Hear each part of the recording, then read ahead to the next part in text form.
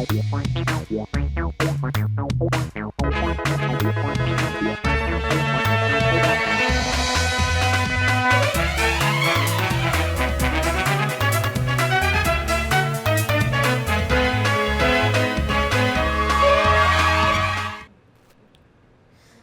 मेरा नाम है जयंती झा और आप देख रहे हैं राष्ट्रीय समाचार। पहले एक नजर हेडलाइंस पर। पाकुड़ में रेलवे सुविधाओं की मांग पर पत्थर लोडिंग दूसरे दिन भी ठप, व्यवसायियों का आंदोलन तेज। पटना दिल्ली सीधी ट्रेन की मांग। रोहिणी आचार्य के ट्वीट से आरजेडी में सियासी हलचल तेज। बजट सत्र से पहले विपक्ष में मंथन तेज। एनडीए का दावा, विधायकों में कोई फूट नहीं। आईजी सुंदरराज ने कहा, माओवादियों की साजिश से ध्वस्त हुए स्कूल, सुरक्षा कैंप बनने के बाद बस्तर में लौटी विकास की रफ्तार। आरजेडी एसी प्रकोष्ठ की पहल से तेज हुई सियासी बहस। दही चूड़ा भोज के बाद पोस्टर बना चर्चा का केंद्र। केंद्र सरकार से सर्वोच्च सम्मान देने की मांग। यूपी में 6 जिलों में नए कोर्ट कॉम्प्लेक्स, 1500 करोड़ परियोजनाओं का शिलान्यास। सीएम योगी मंच पर सीजेआई सूर्यकांत ने किया उद्घाटन। उत्तर प्रदेश के मुख्यमंत्री योगी आदित्यनाथ शनिवार को वाराणसी दौरे पर पहुंचे, जहां उनका कार्यक्रम बेहद अहम रहा। वाराणसी पहुंचते ही मुख्यमंत्री ने विश्व प्रसिद्ध काशी विश्वनाथ धाम में भगवान काशी विश्वनाथ का अभिषेक कर पूजा अर्चना की। इसके बाद उन्होंने काल भैरव मंदिर पहुंचकर भगवान काल भैरव की भी विधिवत पूजा की। दौरे के दौरान मुख्यमंत्री मणिकर्णिका घाट का स्थलीय निरीक्षण भी करेंगे, जहां चल रही विकास परियोजनाओं की प्रगति का जायजा लिया जाएगा। मुख्यमंत्री योगी आदित्यनाथ ने कहा कि काशी अविनाशी है और हर सनातनी के मन में काशी के प्रति गहरी श्रद्धा है। उन्होंने कहा कि पिछले 11 सालों में काशी को वैश्विक पहचान मिली है और व्यापक विकास कार्य हुए हैं, जिनका नेतृत्व देश के प्रधानमंत्री नरेंद्र मोदी कर रहे हैं।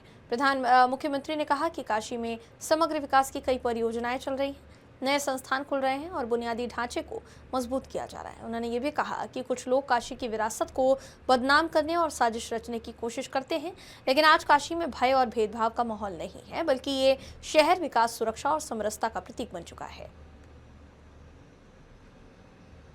काशी अविनाशी है। काशी के प्रति हर सनातन धर्मावलंबी और हर भारतवासी अपार श्रद्धा का भाव रखता है।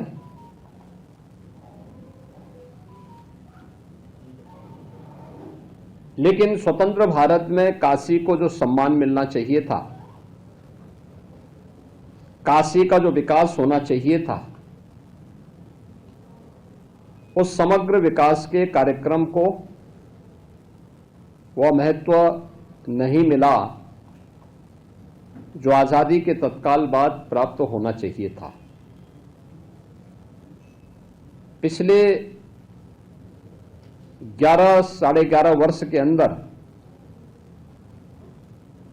काशी एक बार फिर से अपनी आध्यात्मिक और सांस्कृतिक विरासत का संरक्षण करते हुए उनका संवर्धन भी कर रहा है और भौतिक विकास के कार्यों के माध्यम से एक नई ऊंचाइयों को भी प्राप्त कर रहा है। आज काशी को एक नई वैश्विक पहचान प्राप्त हुई है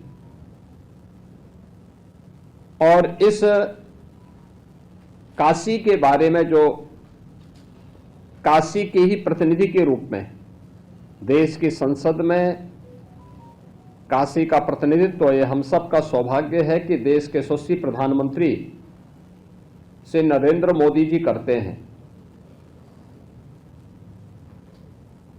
प्रारंभ से ही उन्होंने इसके बारे में कहा है कि काशी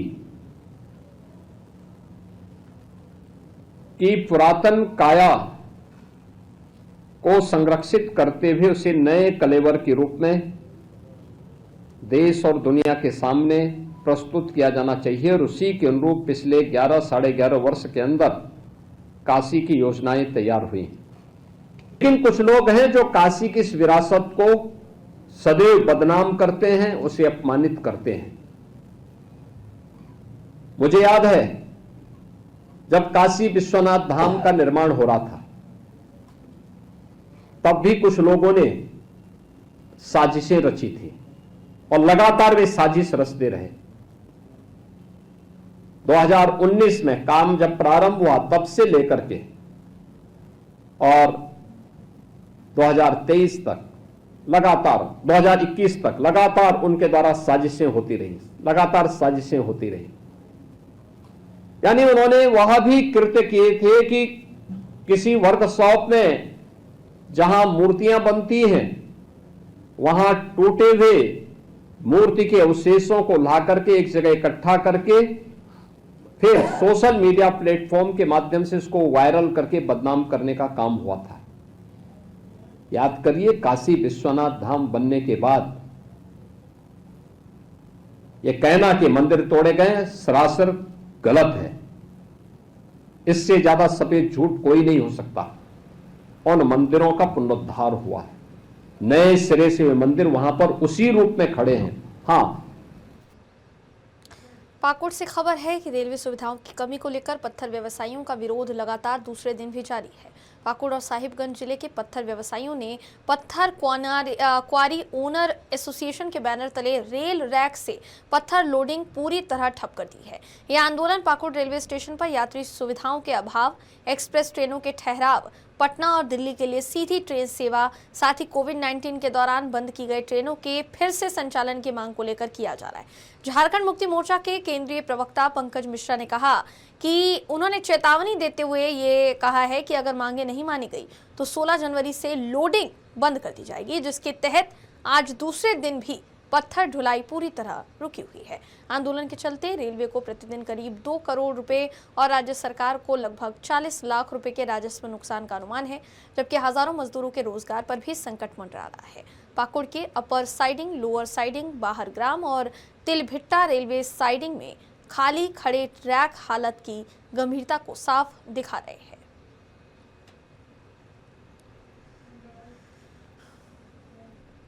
नेता प्रतिपक्ष तेजस्वी यादव आगामी बजट सत्र को लेकर अपने सांसदों और विधायकों के साथ समीक्षा बैठक कर रहे थे। इसी दौरान रोहिणी आचार्य का एक ट्वीट सामने आया, जिसमें उन्होंने लिखा कि समीक्षा बैठक से ज्यादा जरूरत आत्ममंथन की है। इस ट्वीट को लेकर सियासी बयानबाजी अब तेज हो गई है। बिहार सरकार के मंत्री लखेंद्र पासवान ने इस पर प्रतिक्रिया देते हुए कहा है कि तेजस्वी यादव किसी की सलाह नहीं मानते हैं और मनमर्जी से फैसले लेते हैं, जिसका खामियाजा उन्हें विधानसभा चुनाव में करारी हार के रूप में भुगतना पड़ेगा।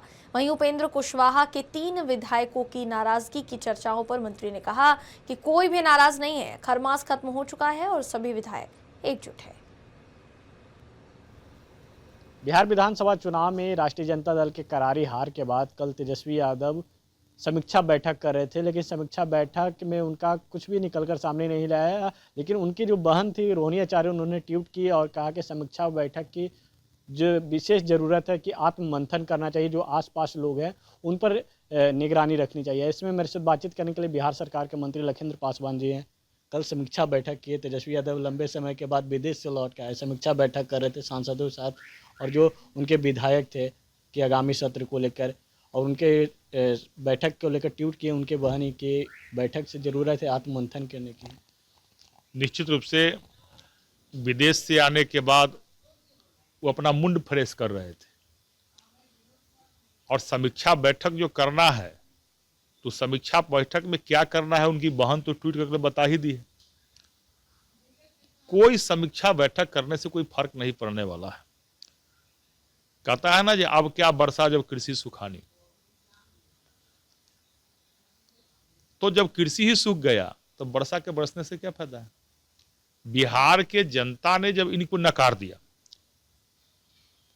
और प्रचंड बहुमत से बिहार को विकसित बनाने के लिए एनडीए के पक्ष में देश के माननीय प्रधानमंत्री नरेंद्र मोदी जी के मार्गदर्शन में, बिहार के माननीय मुख्यमंत्री नीतीश कुमार जी के नेतृत्व में बिहार के जनता ने जनादेश दिया है।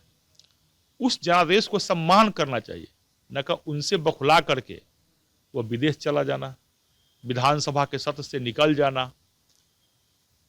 तो इससे लगता है कि तेजस्वी यादव जी जो जनता ने जो जनादेश दिया है उससे बखुला गए हैं और जनता के जनादेश को सम्मान के जगह पर वह विदेशों में जाकर लैस करने जाते हैं। 2 तारीख से बिहार विधानसभा का बजट सत्र भी चलने वाला है। क्या बजट सत्र के दौरान रहने वाले हैं तेजस्वी यादव हमेशा? भाई अभी 4 दिन का पूरक बजट सत्र चली थी, उसमें तो दिखाई दिए नहीं। और हम तो यह कहेंगे जो कम से कम बजट सत्र जो है बिहार के विकास का, विकसित बिहार बनाने के लिए बजट सत्र अति महत्वपूर्ण है। इस बजट सत्र में तेजस्वी यादव जी को रहकर विकास के विषय पर चर्चा करने की आवश्यकता है। तो मैं तो चाहूंगा जो नेता प्रतिपक्ष के नाते तेजस्वी यादव जी बजट सत्र में रहे और जो भी विकास की योजनाएं हैं, जो बजट है, उस पर चर्चा करने के लिए आम जनता के हित में अपना विचार देना चाहिए, न कि सदन छोड़कर भागना चाहिए। इस मुख्यमंत्री जी समृद्धि यात्रा पर निकले हुए हैं, 16वीं उनकी यात्रा है जब से मुख्यमंत्री बने तब से। अब उनके यात्रा को लेकर विपक्ष लगातार सवाल यह उठा रहा है कि उनकी यात्रा से क्या कुछ फल निकल कर आता है। सिर्फ अधिकारी को चेताते हैं लेकिन अफसरशाही उसी तरीके से हावी रहता है। देखिए, वही विपक्ष है जो विपक्ष कहता था कि नीतीश कुमार जी थक गए, बिहार का मुख्यमंत्री जी थके हुए हैं, उम्र हो गया है। वही तेजस्वी यादव, वही राहुल गांधी कहते थे ना। जब बिहार के जनता ने एनडीए के पक्ष में और बिहार के माननीय मुख्यमंत्री नीतीश कुमार जी के नेतृत्व में प्रचंड बहुमत जनादेश दे दिया और बिहार के विकास के लिए, बिहार को समृद्ध बनाने के लिए, विकसित बिहार बनाने के लिए देश के माननीय प्रधानमंत्री नरेंद्र मोदी जी के मार्गदर्शन में बिहार के मुख्यमंत्री नीतीश कुमार जी निकले हैं, तो अब तो इस पर विपक्ष को चाहिए जो कम से कम मुख्यमंत्री जी को धन्यवाद देना चाहिए। और नहीं तो जो विपक्ष कहता था जो मुख्यमंत्री नीतीश कुमार जी थक गए हैं, उम्र हो गए हैं, तो उनको शर्म करना चाहिए विपक्ष के लोगों को, और अपने गाल पर अपने हाथ से उनको तमाचा मारना चाहिए, ताकि उनसे मुंह से निकला हुआ जो वाणी है उस पर विराम लग जाए। बिहार के जनता ने जब नकार दिया है तो बखला गए हैं, और कहता है ना ये खोदा पहाड़ निकला चूहिया। अब वो लोग लजायल बिलाई है, अब खम्मा खखोरने के सिवा उनके पास में कोई विकल्प उपाय नहीं है। एक आखिरी सवाल लेंगे। उपेंद्र कुशवाहा जी काफ़ी संघर्षों के बाद उन्होंने अपनी पार्टी को मजबूत किया। उनके 4 एमएलए जीते, 3 एमएलए जो हैं लगातार नितिन नवीन जी से मिल रहे हैं। जब नितिन नवीन कार्यकारी अध्यक्ष बने थे उस समय मिले, कल जाकर भी संतोष सिंह ने 2 एमएलए को मिलाया था। क्या अंदर खाने क्या चल रही है? नितिन नवीन जी हमारे पार्टी के कार्यकारिणी राष्ट्रीय अध्यक्ष है, दुनिया के सबसे बड़ी पार्टी का नेता है, और हम सब लोगों के लिए, बिहार के लिए परम सौभाग्य का विषय है जो बिहार की वासी है। और बिहार के लोगों के होने के नाते हर पार्टी के लोगों से उनका व्यक्तिगत संबंध रहा है, राष्ट्रीय कार्यकारिणी राष्ट्रीय अध्यक्ष बनने से पूर्व, और अपने संबंध को खूब निभाते हैं। तो उसी कड़ी में उनके यहाँ दही चूड़ा का भोज था और एनडीए के सभी नेता गए थे, हम लोग भी गए थे, हमारे कार्यकारिणी राष्ट्रीय अध्यक्ष हैं। और उपेंद्र कुशवाहा जी के पार्टी के जो एमएलए हैं, उपेंद्र कुशवाहा जी को भी निमंत्रण गया था और उनके पार्टी के एमएलए को भी निमंत्रण गया था। पार्टी के एमएलए हैं, आए हैं तो उनको स्वागत है, दही चूड़ा मिलकर खाना है। दही चूड़ा में भोज में पहुंचते हैं लेकिन लिट्टी चोखा पार्टी में नहीं पहुंचते हैं भाई। अब तो उनसे सवाल कीजिएगा जो दही चूड़ा के भोज में पहुंचे या लिट्टी चोखा में न पहुंचे। दही चूड़ा के भोज जो है उसमें आकर मिठास बढ़ाए हैं उन लोगों ने, और मिठास बढ़ाए नहीं चाहिए। और कहता है ना मकर संक्रांति के बाद, खरमास के बाद सब शुभ शुभ होने वाला है। तो एनडीए के सभी विधायक, एनडीए के सभी नेता मिलकर हम लोग विकसित बिहार बनावे, यही शुभ होने वाला है। चलिए, ये थे बिहार सरकार के मंत्री लखिंद्र पासवान जी, साफ तौर पे कहते नजर आ रहे हैं उपेंद्र कुशवाहा को लेकर कहीं ना कहीं वो बचते दिख रहे हैं और कह रहे हैं कि खरमास के बाद जो है शुभ होने वाला है। खरमास भी खत्म हो गया, अब देखने वाली बात होगी कि क्या हुई। जो 3 एमएलए हैं जो लगातार उपेंद्र कुशवाहा से नाराज चल रहे हैं, क्या वो उपेंद्र कुशवाहा के साथ रहते हैं या फिर जो है अलग उनकी गुट बनती है। कैमरा पर्सन विकास के साथ विवेक रंजन, राष्ट्रीय समाचार, पटना। बस्तर के आईजी सुंदरराज पी ने बताया कि माओवादी संगठनों ने एक साजिश के तहत पहले बस्तर संभाग में सैकड़ों स्कूलों, आश्रम और अन्य शैक्षणिक संस्थानों को ध्वस्त किया था। उन्होंने कहा जिन इलाकों में माओवादियों द्वारा ये नुकसान पहुंचाया गया था वहां नए सुरक्षा कैंप स्थापित होने के बाद हालात में सुधार हुआ है। सुरक्षा व्यवस्था मजबूत होने के साथ अब उन क्षेत्रों में स्कूल, आंगनबाड़ी और अन्य मूलभूत सुविधाओं को दोबारा विकसित कर स्थानीय लोगों को जरूरी सुविधाओं से लैस किया जा रहा है। सीपी मोदी संगठन द्वारा एक साजिश के तहत पूर्व में बस्तर संभाग के अंतर्गत सैकड़ों की संख्या में स्कूल, आश्रम को ध्वस्त की गई थे। जहां पर मोदी द्वारा इस प्रकार का नकारात्मक गतिविधि किया, उन क्षेत्र में भी नवीन सुरक्षा कैंप स्थापना होने के पश्चात स्कूल निर्माण कार्य, आंगनवाड़ी, अन्य जितना भी मूलभूत सुविधा से क्षेत्र के जनता को लाभान्वित की जा रही है। जहां पर पूर्व में आईडी ब्लास्ट और गोलीबारी के जो आवाज सुनाई देते, वर्तमान में उधर स्कूल की घंटी का आवाज सुनाई दे रहा है। इस टाइप की एक सकारात्मक परिस्थिति हमको देखने के लिए मिल रहा है और आने वाले समय में और अन्य जितना भी जो बेसिक कम्युनिटी है इन क्षेत्र में पूर्ति करने के लिए लगातार स्थानीय प्रशासन के साथ मिलकर शासन के दिशा निर्देश अनुरूप कार्रवाई की जाएगी। आरजेडी सुप्रीमो लालू प्रसाद यादव को भारत रत्न देने की मांग एक बार फिर से सियासी चर्चा में आ गई है। आरजेडी अनुसूचित जनजाति प्रकोष्ठ के ओर से पार्टी कार्यालय के बाहर एक पोस्टर लगाया गया जिसमें केंद्र सरकार से लालू प्रसाद यादव को देश का सर्वोच्च नागरिक सम्मान देने की मांग की गई। इससे पहले लालू यादव के बड़े बेटे तेज प्रताप यादव भी सार्वजनिक रूप से उन्हें भारत रत्न देने की मांग कह चुके हैं। पोस्टर लगाने के बाद पार्टी कार्यकर्ताओं के बीच इस मांग को लेकर हलचल तेज हो गई है। दही चूड़ा भोज के बाद अब ये पोस्टर राजनीति में नई सियासी बहस बन गया है।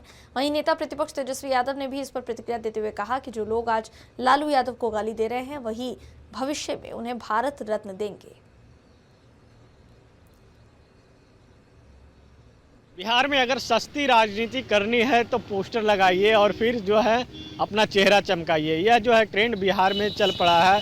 पहले नीतीश कुमार को लेकर जो कई पोस्टर लगाए गए कि नीतीश कुमार को भारत रत्न मिलनी चाहिए, अब लालू यादव को भारत रत्न की मांग को लेकर राजधानी पटना के चौक चौराहे पर पोस्टर लगाया गया। अभी हम राष्ट्रीय जनता दल के प्रदेश कार्यालय के पास है और राष्ट्रीय जनता दल का ये प्रदेश कार्यालय, उसके ठीक बाहर जो है एक बड़ा सा पोस्टर लगाया गया जिसमें लालू यादव को गरीबों का मसीहा बताया गया है और लालू यादव को भारत रत्न से नवाजे जाने के लिए मांग की गई है। बता दें कि लिखा हुआ है, गरीबों के मसीहा हमारे भगवान, भारत सरकार से अपने आदरणीय नेता के लिए एक मांग, सामाजिक न्याय के नेता एवं बिहार के आवाज माननीय पूर्व मुख्यमंत्री श्री लालू प्रसाद यादव जी को भारत रत्न से सम्मानित किया जाए। यह पोस्टर लगाने वाले जो हैं रंजीत रजक हैं, वो उनके द्वारा पोस्टर लगाया गया। पहले भी ये देखे होंगे कि तेजस्वी यादव का जो टैटू है वो अपने गर्दन पे, अपने पीठ पे और अपने छाती पर तेजस्वी यादव और साथ ही साथ राबड़ी देवी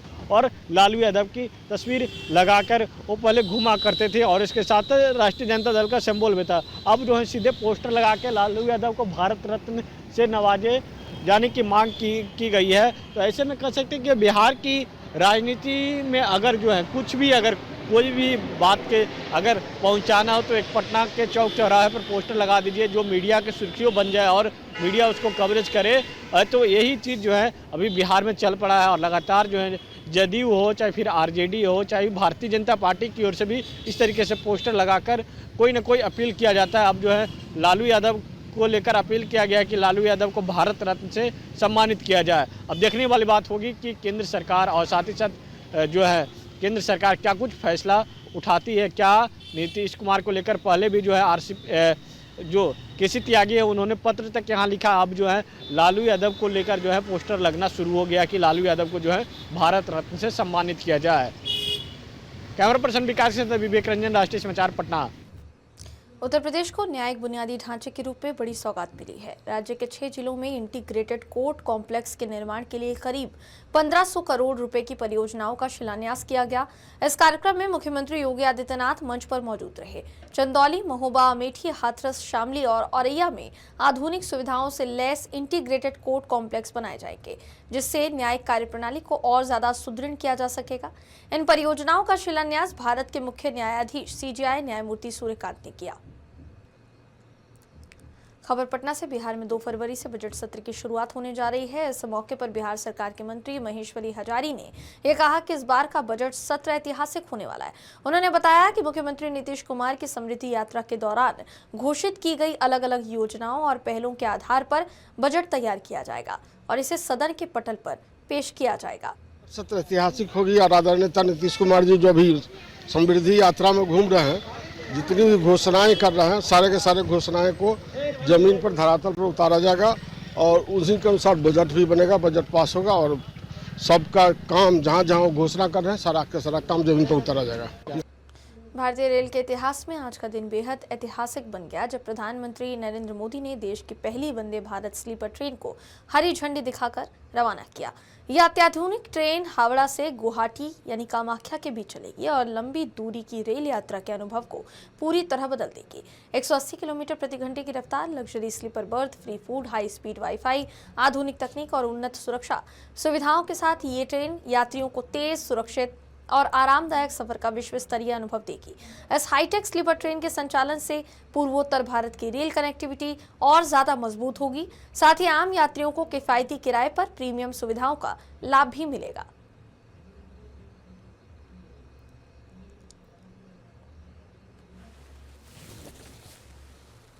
आज मालदा से पश्चिम बंगाल की प्रगति को गति देने का अभियान और तेज हुआ है। थोड़ी देर पहले पश्चिम बंगाल के विकास से जुड़े अनेक प्रोजेक्ट्स का शिलान्यास और लोकार्पण हुआ है। नई रेल सेवाएं पश्चिम बंगाल को मिली हैं। इन प्रोजेक्ट से यहां के लोगों के लिए यात्रा आसान होगी और व्यापार कारोबार भी आसान बनेगा। यहां जो ट्रेन मेंटेनेंस से जुड़ी नई सुविधाएं बनी हैं, इससे बंगाल के नौजवानों को नए अवसर मिलेंगे। साथियों, बंगाल की इस पावन भूमि से आज भारतीय रेल के आधुनिकीकरण की तरफ एक और बड़ा कदम उठाया गया है। आज से भारत में वंदे भारत स्लीपर ट्रेनों की शुरुआत हो रही है। ये नई वंदे भारत स्लीपर ट्रेन देशवासियों के लंबे सफर को और आरामदायक बनाएगी, शानदार बनाएगी, यादगार बनाएगी। विकसित भारत की ट्रेनों ये कैसी होनी चाहिए, इस वंदे भारत स्लीपर ट्रेन में आप साफ साफ नजर आता है। थोड़ी देर पहले मालदा स्टेशन पर मैं कुछ यात्रियों से बातचीत कर रहा था। हर कोई कह रहा था कि इस ट्रेन में बैठकर एक उन्हें अद्भुत आनंद हुआ।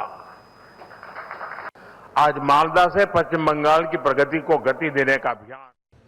सूरत में उत्तरायण के रंगीन त्योहार के दौरान जहांगीरपुरा क्षेत्र के आनंद विला सोसाइटी में 8 साल के मासूम बच्चे की दर्दनाक मौत हो गई। महाराष्ट्र मूल के अमोल भाई बोरसे का इकलौता बेटा जो कक्षा तीसरी का छात्र था, 15 जनवरी की दोपहर अपनी साइकिल चला रहा था। उसी समय आसमान से लटकती कटी हुई पतंग की मांझी उसकी गर्दन में फंस गई। तेज धार वाली डोर ने पल भर में बच्चे का गला गंभीर रूप से काट दिया।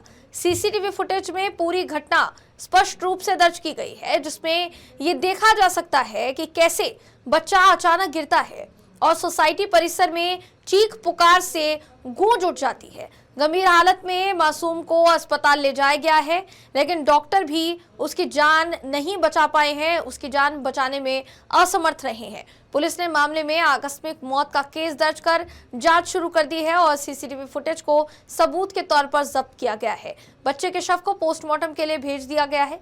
इस हादसे ने एक बार फिर से कातिल मांझों के खुलेआम बिक्री और उनके खतरनाक प्रभाव पर कई तरह के गंभीर सवाल खड़े कर दिए हैं। खबरों का सिलसिला यूं ही जारी रहेगा। देश और दुनिया की तमाम खबरों के लिए देखते रहिए राष्ट्रीय समाचार। We'll be right back.